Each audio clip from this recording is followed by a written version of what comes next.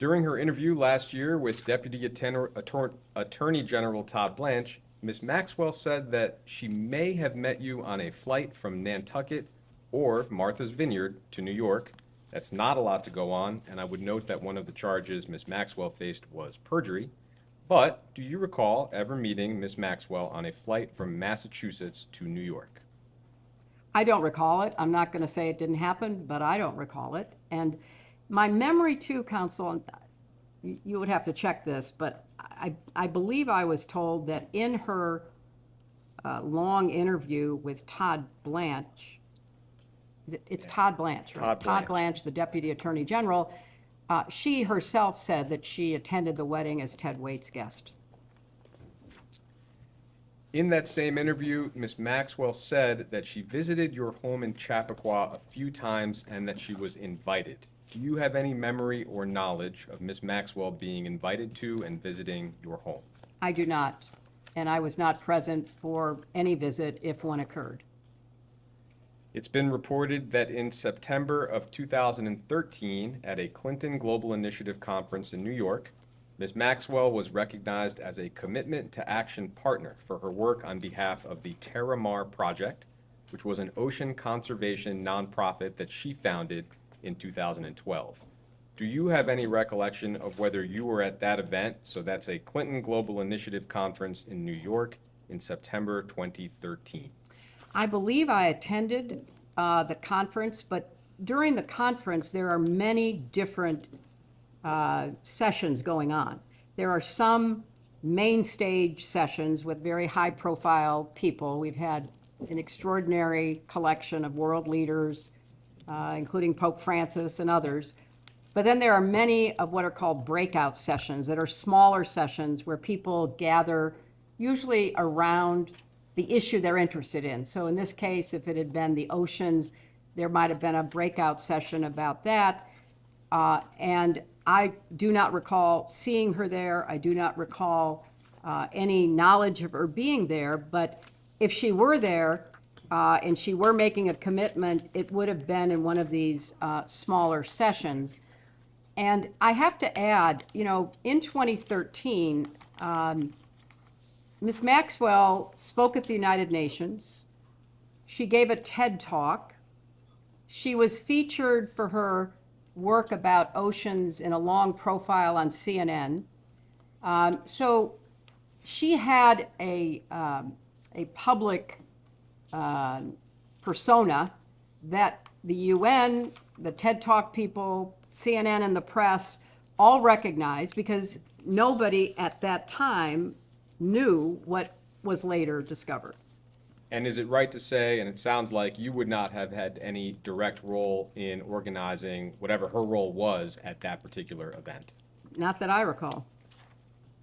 At that point in 2013, if you can recall, how would you have characterized your relationships with Mr. Epstein and Ms. Maxwell? Had no relationship, no knowledge of, never met or talked to Jeffrey Epstein. I viewed Ghislaine Maxwell as an acquaintance, someone that I might see, but had no real relationship with. Thank you. Thank you, Madam Secretary. I know that a couple of the minority members have just a couple questions as part of this hour as well, and so I have a few, and then I'll turn it over to a couple of the minority members as well. You can hear me okay from here? Yes, I can. Okay. But it would help if the minority Yeah. members would move to where across. We are. They're going to sit right here as soon as Okay, I'm. perfect, Yeah. perfect. Thank you. Great, thank you. I want to just begin by just asking a few questions, which I believe you've already clarified in your opening statement, but just to be very clear on the record one more time. As best as you can recall, you've never met Jeffrey Epstein. That's true. That's correct. As best as you can recall, and I know that, and you've said this, you've never went to the island. Never went to the island. You never flew with him on a plane, Never flew with him on a plane. and you were never aware of his horrific crimes prior to those becoming public knowledge. Is that correct? That is correct. Okay, thank you. I also wanted just to know, one of the questions that we've been receiving a lot has been speculation amongst the public that Jeffrey Epstein was somehow affiliated with foreign intelligence agencies or other intelligence services. And I know that we have received numerous questions of that type. Now, obviously, you served as Secretary of State. Thank you for your service. In your role as Secretary of State, were you ever made aware of Jeffrey Epstein having any types of relationships with foreign intelligence agencies, obviously, of course, of a foreign country? I was not. And Ranking Member Garcia, I am aware of the speculation around this that comes from the files being released and questions being raised. And I do think that is a fruitful area for the committee to investigate.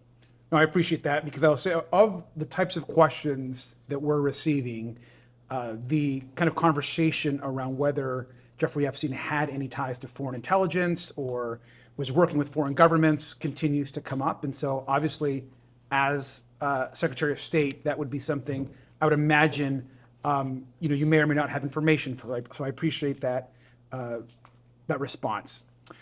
Madam Secretary, just lastly, I want to also thank you for your testimony. And broadly speaking, you've probably been following just recently and this week, we've seen, and there's been reports that numerous files are missing from the group of files that have been released.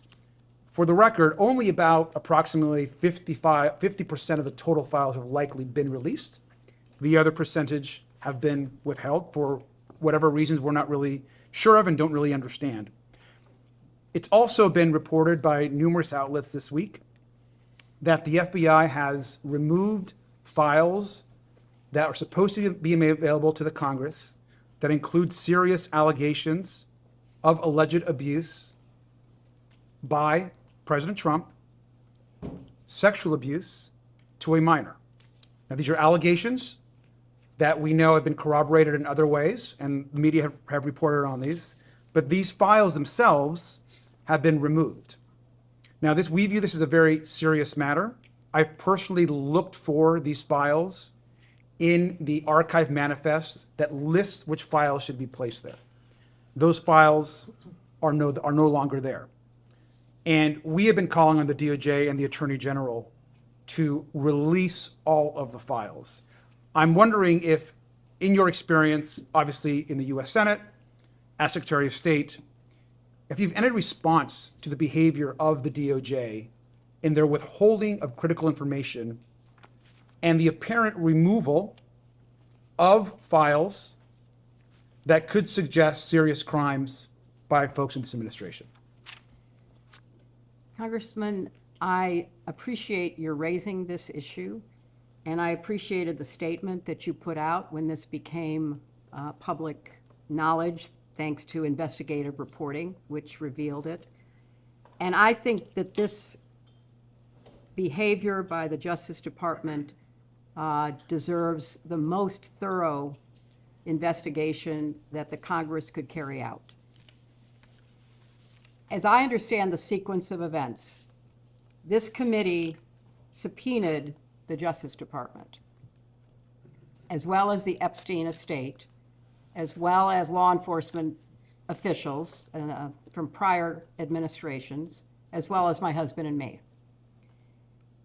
The Justice Department refused to comply, which is what led to the passage by the Congress of the Transparency Act, which then was signed into law.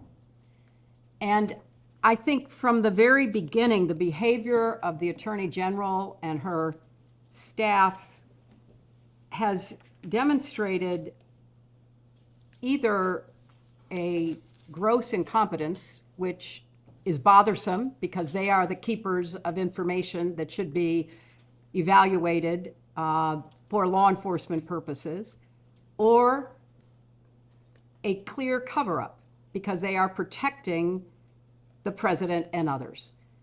Either one of those should be the focus of this committee to try to get to the bottom. If they are incompetent and they are incapable of complying with the law that the Congress passed, we need to know that because they are falling down on the job. They have an FBI director who's more interested in drinking beer in a hockey dressing room after our team won the Olympics, rather than being responsive and complying with the law as it has been promulgated. So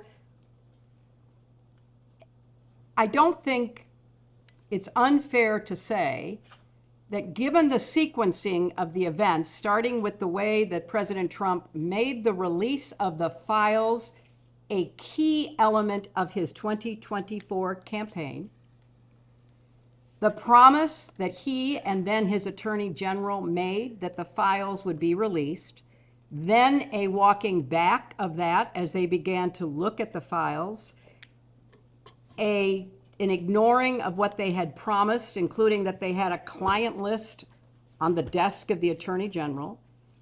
Reasonable people would have to assume they are engaged in a massive cover-up, which is infuriating. As an American, as a citizen, all of us should be, regardless of party, wondering what are they hiding. And that's why I said in my opening statement, the President of the United States is not above the law and should be, in a setting like this, answering questions under oath, as should others who are prominently featured in the files, and especially the group that is featured after 2008.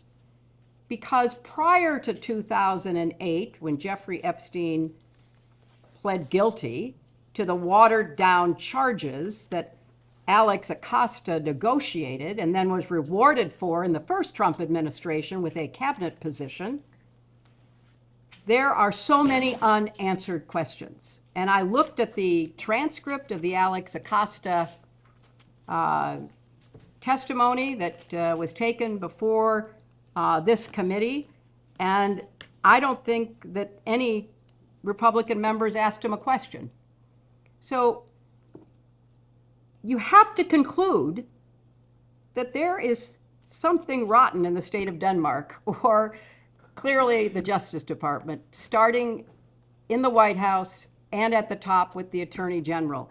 And this latest example of the missing files about the allegations, and they are absolutely nothing more than allegations, but the FBI interviewed that witness 4 times. You don't interview a non-credible witness 4 times.